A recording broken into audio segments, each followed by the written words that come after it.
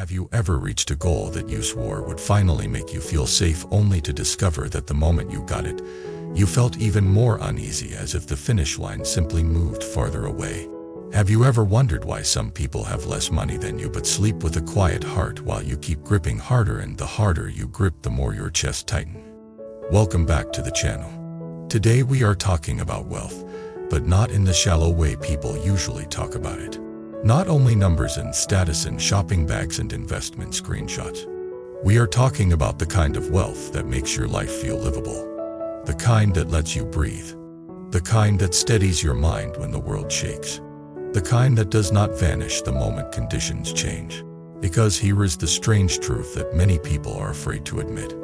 A lot of worldly wealth does not remove anxiety. It can increase it. Not because money is evil. Not because success is wrong. But because clinging is endless. And when you cling to something that can be lost, your mind becomes a guard dog that never sleeps. So two ideas will carry this whole story. First, worldly wealth becomes a source of suffering when it turns into grasping. Grasping does not feel like greed at first. It feels like responsibility. It feels like ambition. It feels like wanting to provide. But underneath it is often fear. Fear of not being enough. Fear of being disrespected. Fear of being powerless. Fear of being left behind. When fear drives wealth seeking, the mind never rests.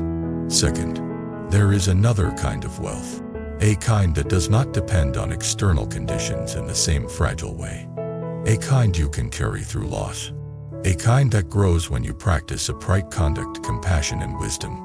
Many teachings speak about this as virtue, merit, blessings, and inner stability. In the spirit of Earth Storebot Histafa, also known as KS.I Tigar Bha, we can call it a treasure that cannot be stolen because it lives in what you become, not in what you own. Now let me tell you a story. Not a story about a perfect saint. A story about a normal person with a normal hunger. His name is Aaron. Aaron grew up in a home where money was always attention. Not always spoken about, but always felt. He heard the quiet arguments at night. He saw his parents worry. He saw them become sharp when bills arrived. He saw how quickly warmth turned into stress when the topic of expenses appeared. As a child, Aaron did not understand economics. He understood energy. He understood that money meant safety. He understood that money meant the adults were not panicking. And because he was a sensitive kid, he made a vow without words. I will never be powerless.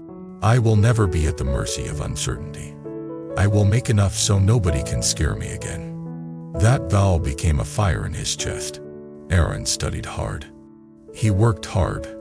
He learned how to be impressive.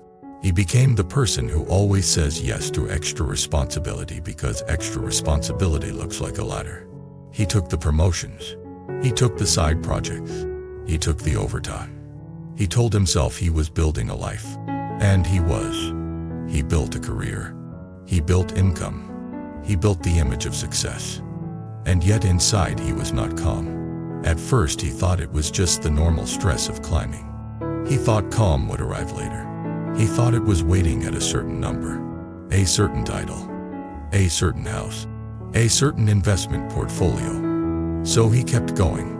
He bought nicer things, not to show off openly. He told himself it was quality. He told himself it was deserved. But if he was honest, the purchases were not about comfort. They were about proving something to a ghost in his mind. The ghost of childhood fear. The ghost of being small and uncertain. Aaron also became good at looking like he had it together. In meetings he was confident. In conversations he was witty. On social media he looked steady. But in quiet moments a familiar sensation returned. A tightness in the chest. A buzzing in the skull. A constant scanning of the future. What if the market drops? What if I lose my job? What if I get sick? What if I cannot keep up? What if the people around me discover I am not as safe as I look? He did not call this suffering. He called it motivation. This is how the trap works. Suffering disguises itself as drive. Then one day something happened that shook his whole inner world. Aaron received a bonus. A big one. The kind of bonus he used to daydream about. The kind that should have made him feel like he finally crossed into security. He stared at the number and felt a rush. Then the rush faded. Then a new thought appeared. Now I have more to lose. He felt it in his stomach like a stone. He had expected relief. Instead, he felt vigilance. That night, he lay in bed and realized a painful truth. The goalposts never stop moving. Because the mind that is driven by fear does not want money. It wants certainty. And certainty is not for sale. So Aaron did what many people do. He tried to solve an inner problem with an outer solution. He hired advisors. He bought insurance. He diversified. He optimized. He read more. He tracked more. He checked more. He thought more. His life became a constant attempt to control conditions. And because conditions cannot be fully controlled, he became more anxious. This is the paradox. The more you grip what can be lost, the more you suffer. Now let us pause and get honest together. Some of you are listening and thinking this is exactly me. You might not be chasing a bonus. You might be chasing a stable paycheck, or a debt-free life, or a better job, or a bigger business, or a safer future for your children. None of that is wrong in itself. The question is the mind behind it. Are you building with wisdom and compassion? Or are you chasing with fear and clinging? Because those two paths produce very different inner worlds. Aaron did not know the difference yet. He only knew he felt trapped. Then a second event arrived. This one was not financial. It was personal. A friend of Aaron named Marcus had what looked like the perfect life. High income. Strong network. Nice home. Nice car. Nice vacation. Marcus was the kind of person everyone pointed to as proof that it is all possible. Then Marcus had a health scare. Suddenly the group chat went quiet. Suddenly the jokes stopped. Suddenly the tone changed. Aaron visited Marcus and saw him lying in a hospital bed looking small. Not as a humiliation, as a reminder. In that room, Aaron felt something cold and clear. All of this can end. All of this can change. All of this can be taken by conditions. Marcus looked at Aaron and said something that Aaron never forgot. I spent years chasing money to feel safe. Now I see safety as a different kind of thing. Aaron went home shaken. Not because he feared death in a dramatic way. Because he saw how fragile his entire strategy was. He had been building a fortress out of paper. So he began searching. Not for more money advice. For a teaching about the mind. He wandered into a temple one weekend. Not because he became religious overnight. Because he needed quiet. He needed a place where nobody asked him about quarterly goals. He needed a place where the air felt different. He walked slowly. He watched people bow. He watched someone sweep the floor with calm focus. He watched an elderly woman offering incense with a face that looked peaceful, not performative. Aaron felt embarrassed. He felt out of place. He also felt something else. A longing to be that calm.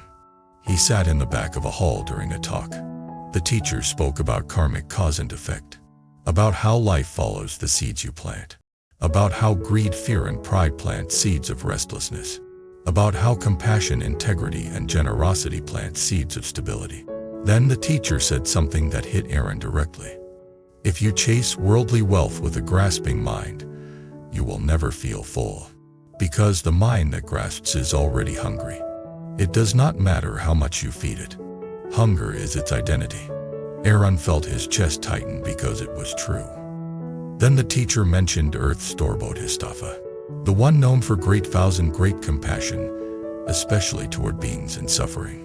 The teacher spoke about a treasure that cannot be stolen. A kind of wealth that does not depend on the market and cannot be taken by a layoff or a downturn. Aaron almost rolled his eyes at first. It sounded like a comforting metaphor. But then the teacher explained it in a way that was painfully practical. There is the wealth of virtue. The wealth of trust. The wealth of a clean conscience. The wealth of relationships not built on transactions. The wealth of a mind that can sleep. The wealth of not being haunted by the harm you caused to get ahead. The wealth of being the kind of person who is supported by life because you support life. This is not fantasy. This is cause and effect. Aaron sat still. He felt exposed, because he realized how much he had sacrificed for money. He had sacrificed health. He had sacrificed presence. He had sacrificed patience. He had sacrificed kindness. He had sacrificed honesty in small ways. He had sacrificed his own inner warmth. He had called it the price of success. But now it looked like a karmic exchange. He remembered how often he snapped at people he loved because he was stressed about work. He remembered how often he ignored his parents' calls because he was busy. He remembered how often he treated relationships like networking. He remembered how often he judged people by their usefulness. These were not just personality flaws. They were seeds. And seeds produce fruit. No wonder his mind felt anxious. He was planting anxiety all day. Now here is where the story becomes real. Aaron did not quit his job and run away to the mountains. That would have been another fantasy of control. Instead, he decided to try something that sounded almost too simple. He decided to stop leaking wealth. Not money. Life wealth. He asked himself one question every morning. What kind of wealth am I building today? And what kind am I draining? At first, this question annoyed him, because it forced honesty, and honesty is uncomfortable when you have been living in subtle denial. But he stayed with it. Then he made a small vow. I will pursue my livelihood, but I will stop feeding the grasping mind. I will earn, but I will not worship earning. I will plan, but I will not panic. I will provide, but I will not use providing as an excuse to abandon my heart. He did not say it like poetry. He said it like a man trying to survive his own inner storm. Then he began practicing generosity in a new way. Not grand donations for applause. Not charity as a transaction to buy protection. He began practicing generosity as a training against fear. He gave time. He gave attention. He gave patient listening. He gave small help without keeping score. He gave money quietly when it could truly relieve suffering. He gave gratitude where he used to give criticism. And something strange happened. The more he practiced generosity, the less tight he felt. Because generosity is the opposite of clinging. Clinging says I must hold. Generosity says I can let flow. When you let flow, you trust life more. Not blindly. You trust that your worth is not equal to your bank account. You trust that your safety is not only numbers. You trust that being a decent human creates support in ways you cannot always predict but can often recognize when you look back. Now, some of you might be thinking this sounds nice, but it is still vague. So let me show you exactly how the grasping mind creates anxiety and how the other wealth creates stability. Aaron used to check his accounts constantly, even when nothing was wrong. He checked because the checking gave him the illusion of control. But every check was also a reminder of vulnerability. If the number moved down, he felt panic. If it moved up, he felt temporary relief and then fear of losing gains. So he tried to practice. He limited checking to 1 time a week, not as a rigid rule, as training. And every time the urge to check appeared, he did not shame himself. He simply asked, what am I feeling right now? And what am I trying to avoid? Often the answer was fear. Fear that he was behind. Fear that he would fail. Fear that he would not be respected. Fear that he would be exposed. Then he would take a breath and recite a simple sentence. This fear is a condition, not a command. He would then do one small action of true wealth. He would send a kind message to someone. He would apologize if he had been sharp. He would help his partner with a task without acting like a martyr. He would take a short walk and breathe instead of spiraling. He would donate quietly to a cause he actually cared about. He would set one honest boundary at work to protect health. These actions were not random. They planted a different karma. And karma is the secret engine of peace. Because peace is not only an emotion. Peace is a result of causes. If you plant causes of integrity and compassion, you harvest inner steadiness.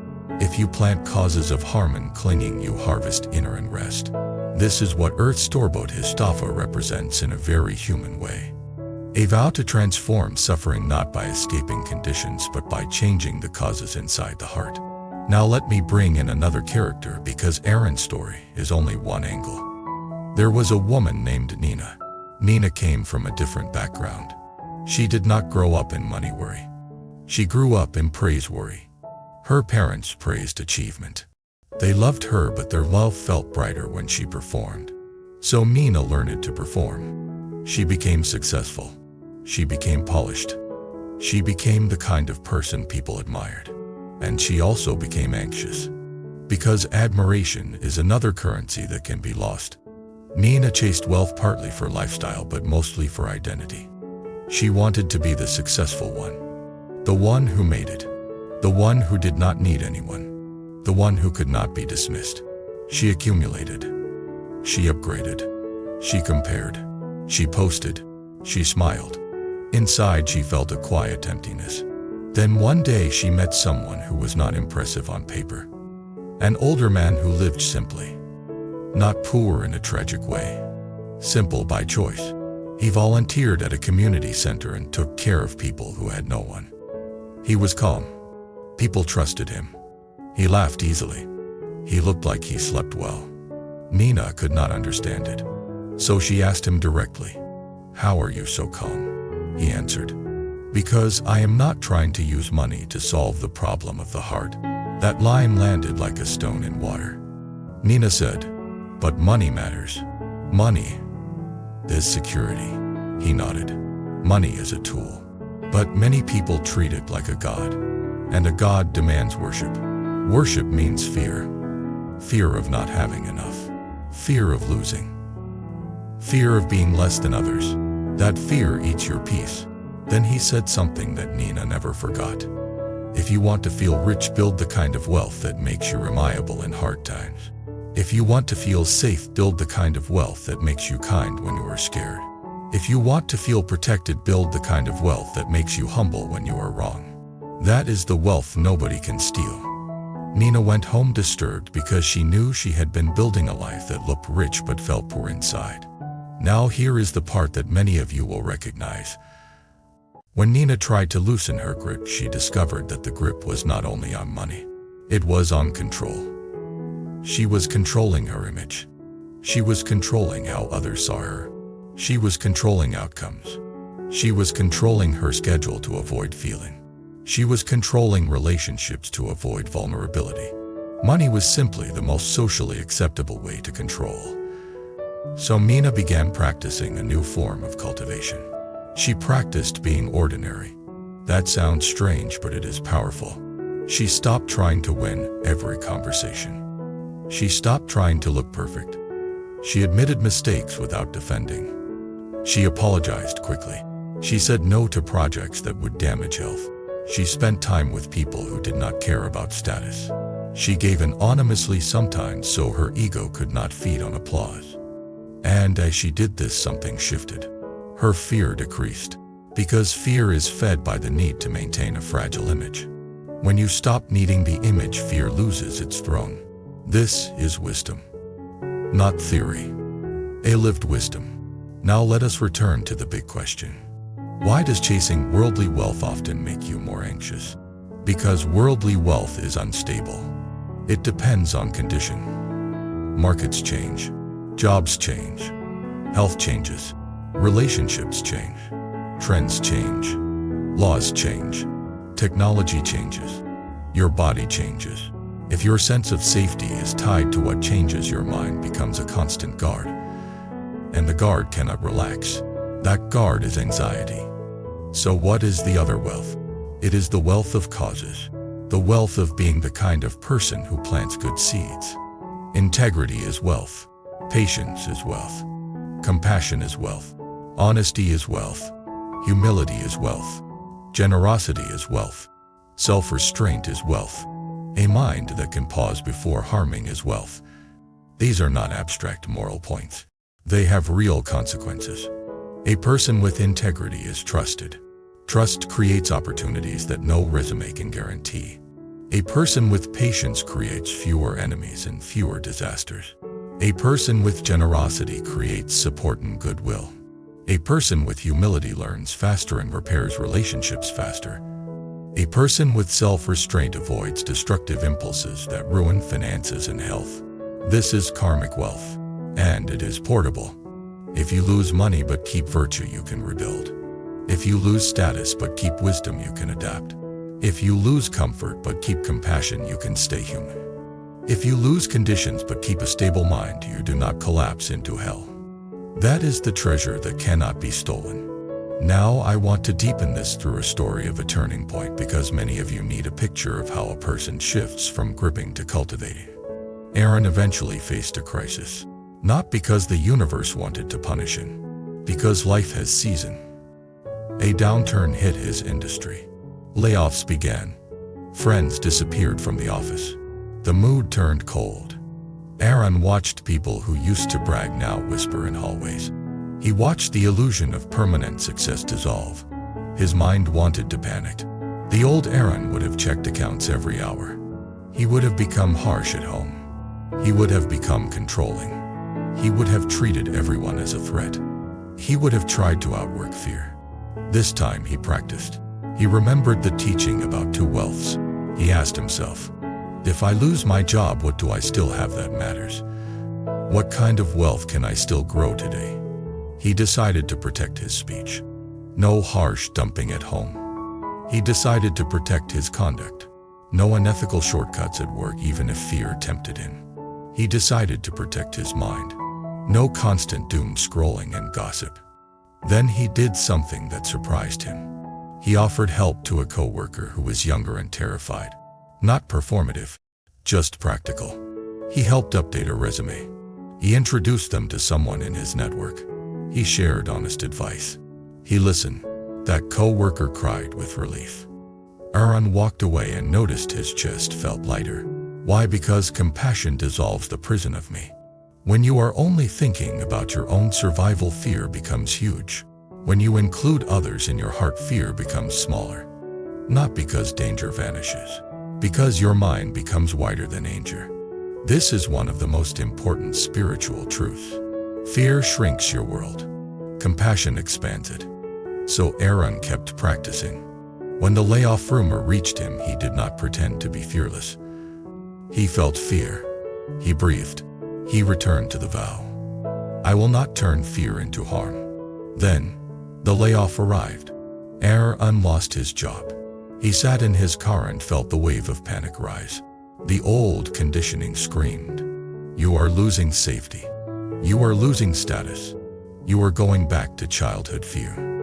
You are failing. Aaron sat with it. He breathed. He did not numb it immediately. He did not rush to perform confidence. He simply faced the reality. Then he asked, what wealth is still here? He looked at his hands on the steering wheel. I still have my character. I still have my relationships. I still have my ability to work. I still have my health right now. I still have my conscience. I still have the ability to choose kindness.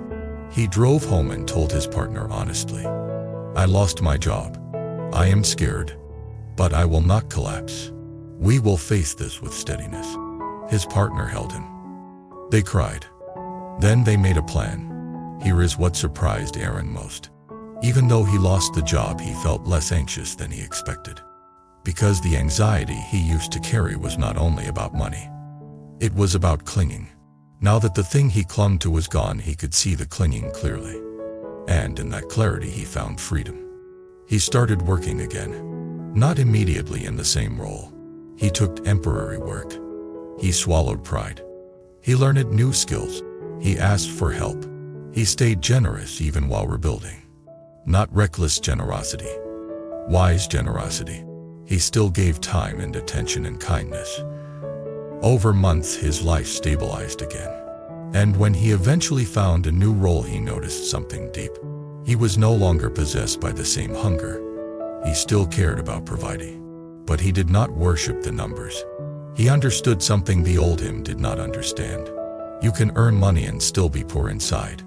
You can have less money and still be rich inside. Rich inside means your mind is not constantly at war. That is the wealth you cannot lose. Now let us make this personal, because a story is only useful if it meets your life. Some of you are exhausted because you are chasing worldly wealth with a desperate mind. You wake up and immediately think about income. You go to bed and immediately think about income. You cannot be present with your family because your mind is calculating. You cannot enjoy food because you are thinking about goals. You cannot rest because rest feels like falling behind.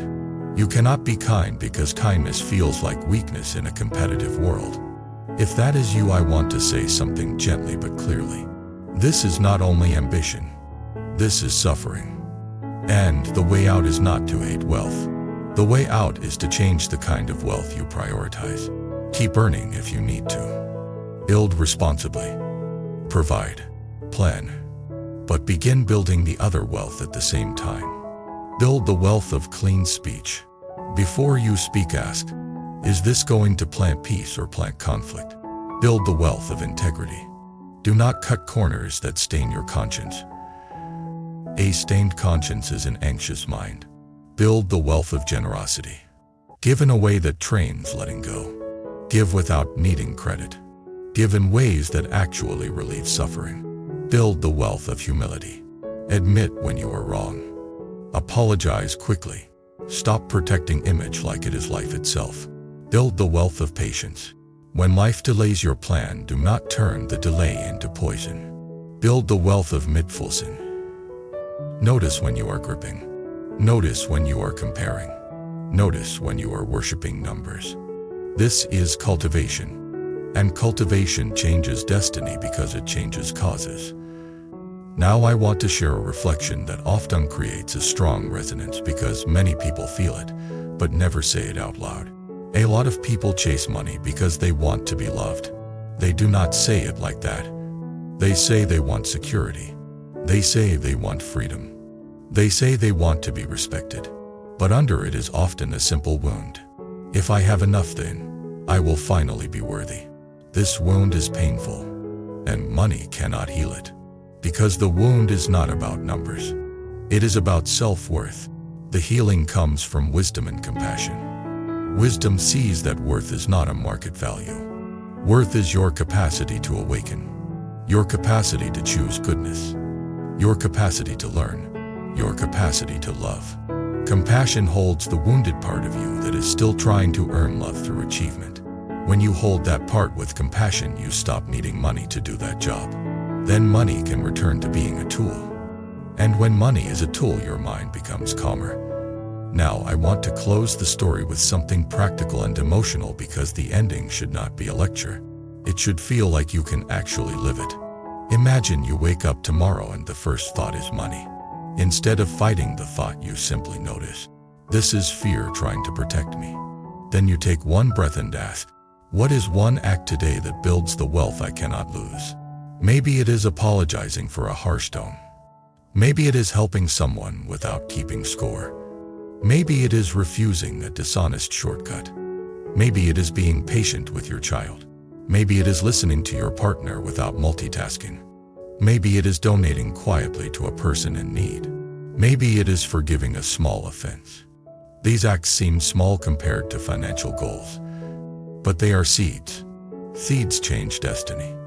Then you go earn your living. But you earn without worship. You plan without panic. You build without becoming hard. That is the middle way. And it is exactly what makes life feel less anxious. Now let me offer you one more image to carry with you. Worldly wealth is like carrying water in your hands. No matter how careful you are, some water will leak because hands are not a container. You can keep grabbing more, but you will always feel the leak. The wealth of virtue is like building a vessel. The vessel holds what comes. The vessel is your character.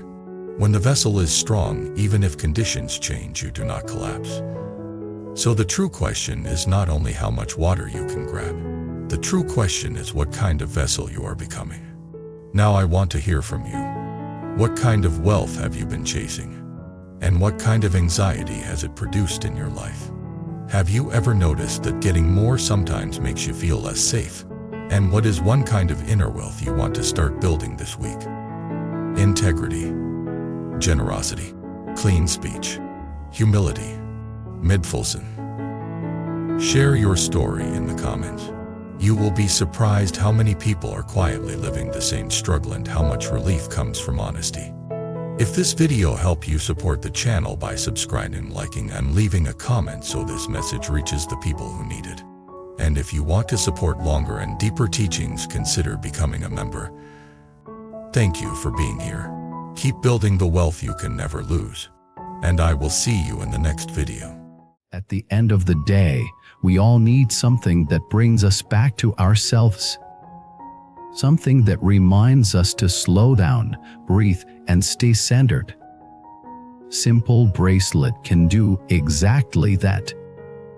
Every bead you touch brings your mind back to calm, back to clarity, back to the present moment. If one of the bracelets you just saw resonates with you, you can find the purchase link in the video description and explore more beautiful styles in our channel store. Let the one meant for you find its way to your wrist.